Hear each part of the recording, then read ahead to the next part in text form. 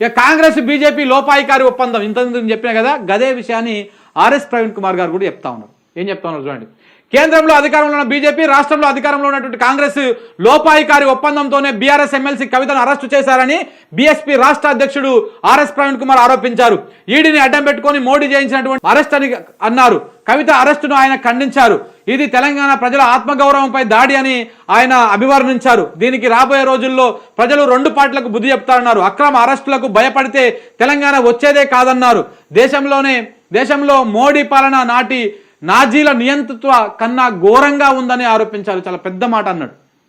నాజీల నియంతృత్వం కంటే కూడా ఘోరంగా ఉంది అని చెప్తున్నాడు.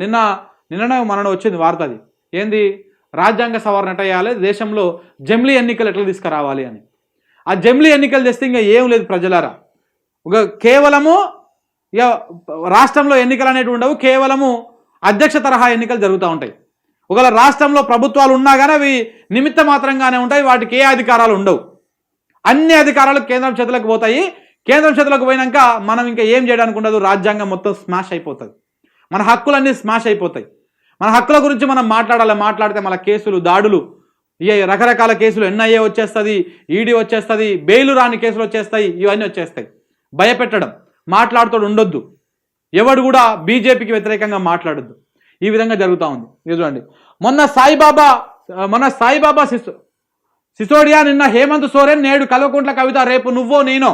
అందుకే తెలంగాణ సమాజం యావత్తు దేశం బీజేపీ కాంగ్రెస్లను తక్షణమే తిరస్కరించాల్సిన అవసరం ఉంది అని ఆయన తన ట్విట్టర్లో పోస్ట్ చేశారు. నిజంగా చాలా అద్భుతమైనటువంటి పోస్ట్ చేశారు. నిన్న బీజేపీ దుర్మార్గమైనటువంటి రాజకీయాలు ఏ విధంగా చేస్తూ ఉందో ఆర్ఎస్ ప్రవీణ్ కుమార్ గారు ఒక ట్వీట్ చేశారు.